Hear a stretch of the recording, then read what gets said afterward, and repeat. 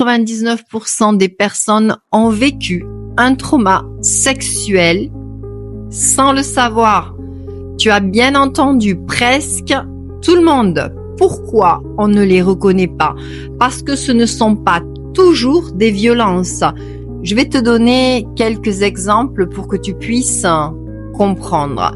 Si tu n'aimes pas être touché, si tu te crispes quand on t'embrasse, si tu ne veux pas enlever ton t-shirt pendant l'acte, si tu n'arrives pas à bander, si tu as mal ou tu refuses la pénétration, si tu évites les câlins, eh bien, tu veux que je te dise un truc?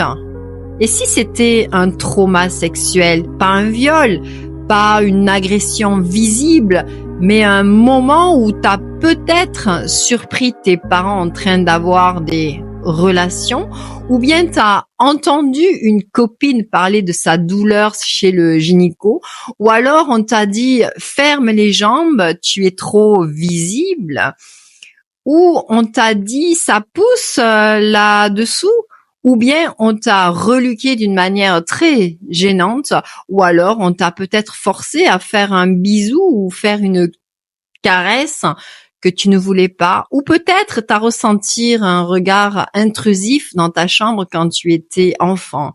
Et à ce moment-là, tu as ressenti de la gêne, de la honte, de la peur, et tu n'as rien dit. Tu n'as jamais laissé sortir cette émotion. Et du coup, une partie de ton cerveau a tout enregistré et ton système nerveux, lui, a imprimé dans tes fascias.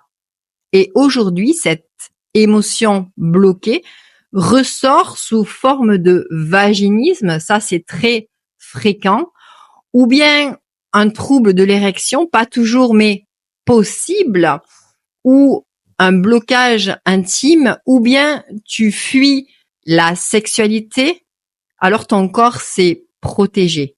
Il s'est dit, j'ai eu peur, je me ferme. Mais la bonne nouvelle, c'est que tu peux te réapproprier ton intimité. Tu peux retrouver la confiance et reprendre ta sensualité. Pour ça, réserve ton appel offert de 15 minutes avec moi. Le lien est dans ma bio.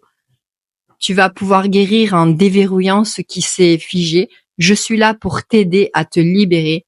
Écris dans le commentaire atelier.